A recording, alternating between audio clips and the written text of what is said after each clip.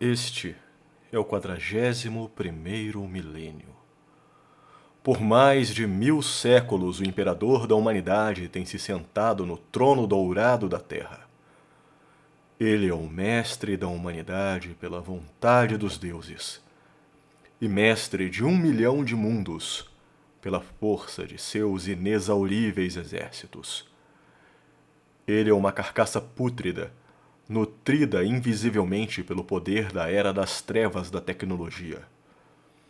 Ele é o pútrido senhor do vasto império do homem, a quem 1000 almas são sacrificadas por dia, para que ele jamais morra. Ser um homem nestes tempos é estar entre incontáveis bilhões. É viver no mais cruel e sanguinário regime imaginável. Estes são os contos de tais tempos.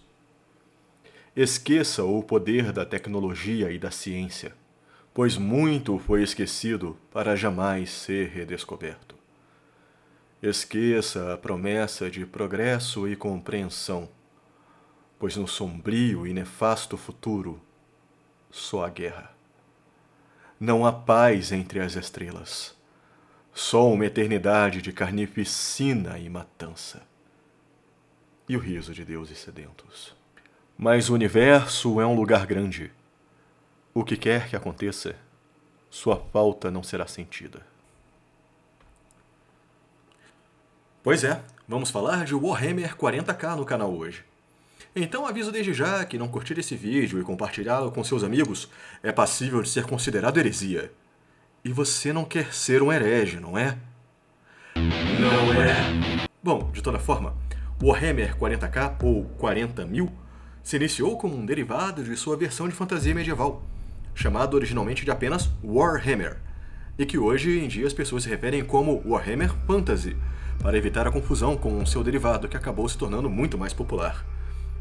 O 40k se refere ao ano 40.000 de nossa época, uma era que se encontra em grande retração científica e intelectual, onde a humanidade encontra o seu império interplanetário ameaçado por raças alienígenas, extradimensionais e até mesmo internas. O Warhammer 40k possui vários livros, e sua história tem sido enriquecida ao longo de décadas, não só por esses mesmos livros, como também jogos, novas edições de seu jogo de miniaturas, e até mesmo, mais recentemente, curtas animados. Então não, a gente não tem a menor ambição de conseguir fazer um retrato que seja fiel a todo esse volume de informação num tempo hábil. Talvez o principal charme do cenário de Warhammer 40k é que nenhuma facção é sequer longínquamente boa. Todo mundo é mau. O que variam são os graus e tipos diferentes desse mesmo mal. E qual a graça de ser mau, você me pergunta? Bom, caras maus têm armas legais, uniformes legais, são sinistros e põem medo. E mesmo contendo tantos lados diferentes da história assim, talvez as piores facções sejam exatamente aquelas que tentam ser boas, no mundo onde todo mundo é mau. Talvez existam centenas de subfacções e espécies diferentes na galáxia de Warhammer 40k, mas acho que de início vamos nos ater ao louvável, harmonioso, digníssimo e honrado Império do Homem. Viu, Inquisitor? Eu falei as palavras aqui. Ficou bonitinho, né? Ficou legal, né? Você gostou? Nossa, que legal, fico honrado. Pode abaixar a arma da minha cabeça agora? Valeu, obrigado. Bom, se falamos do Império, faz sentido começarmos falando do principal componente dele, o Imperador da humanidade. Falar da história do Imperador é falar da história da própria civilização humana, desde os seus primórdios. Mas o que de fato nos interessa, o Imperador foi o maior responsável pela harmonização e expansão espacial e tecnológica da humanidade, graças em parte ao seu incrível talento como Psyker. Psykers são pessoas capazes de acessar uma dimensão paralela ao mundo material, conhecida como a Distorção, ou o Imaterium, composta por literalmente todos os pensamentos e sentimentos de todos os seres conscientes de todo o universo. Psykers então manifestam as diferentes energias do Imaterium no mundo material, de acordo com a sua vontade. Parece magia? Muito, mas não é exatamente. Enfim, sob o comando do Imperador, a humanidade de fato evoluiu e cresceu bastante. E para auxiliá-lo na conquista de toda a galáxia, o Imperador criou seus 20 filhos, os Primarcas, que liderariam suas legiões até os confins do cosmos.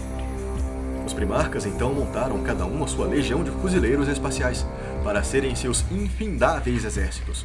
Cada legião é moldada à imagem e semelhança de seu Primarca, e de suas táticas de combate prediletas através de manipulação genética e rigoroso treinamento. Cada fuzileiro espacial também recebe vários implantes e tem seu corpo literalmente recomposto para ser capaz de receber órgãos extras, fazendo com que se tornem verdadeiros semideuses se comparados a um humano normal.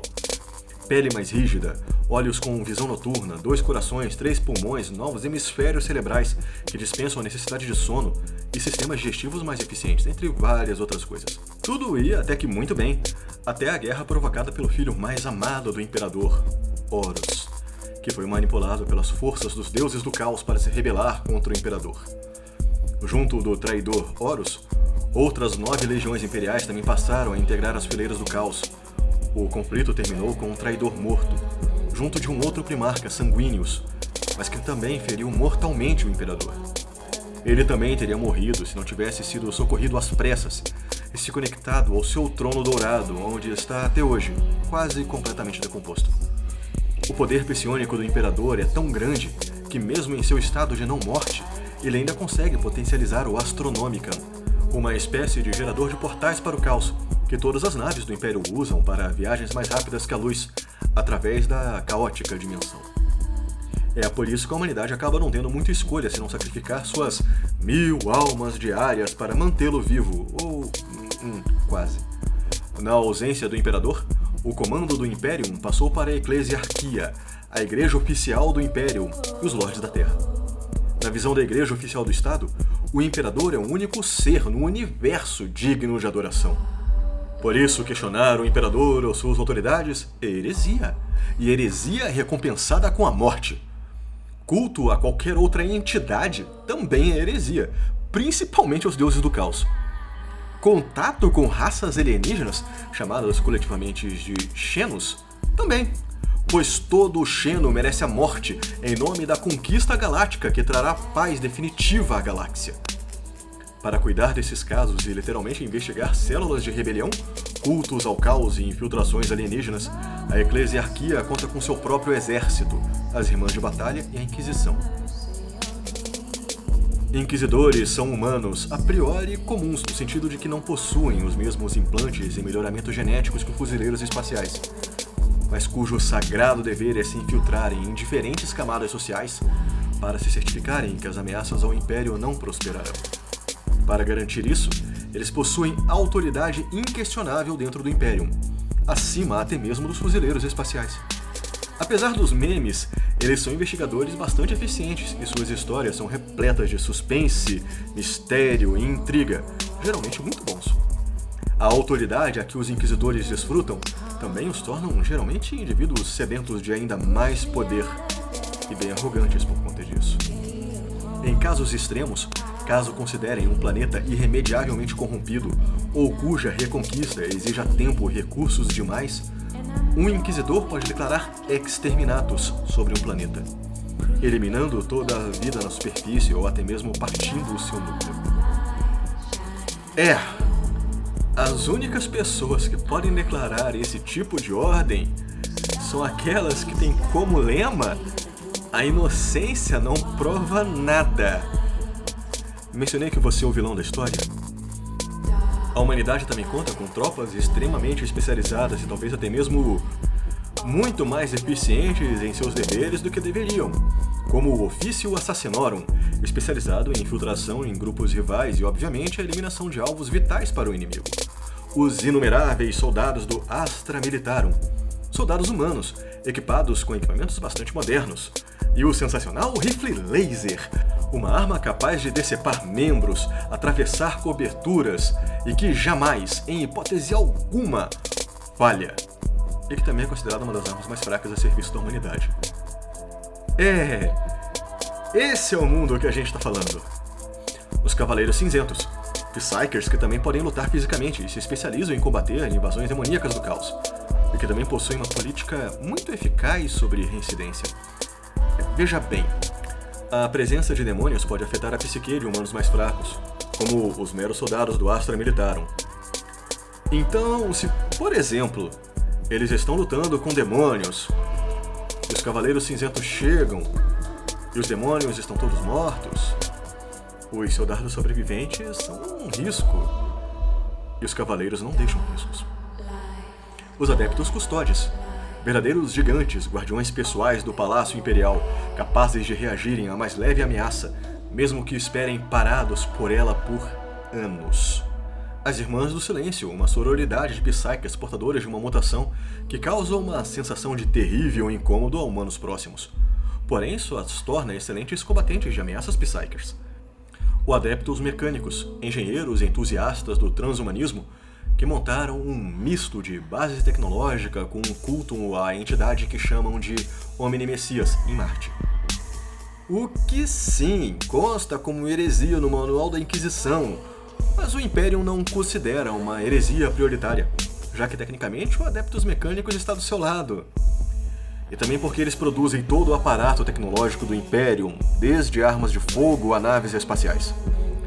As Irmãs de Batalha, que citamos bem por alto agora há pouco, são outro grupo exclusivamente feminino, que usam sua própria fé para realizarem verdadeiros milagres em combate e punir o herege e o Xeno com fogo sagrado. Claro, não falamos ainda das 20 ou 18 legiões de fuzileiros e suas várias ramificações e capítulos especiais. Mas claro, teremos várias oportunidades para conversarmos sobre isso no futuro. Então, se for o caso, comente sobre o que gostaríamos que falássemos a respeito em oportunidades futuras. E lembrem-se, o Imperador protege, principalmente quem curte o vídeo e se inscreve no canal.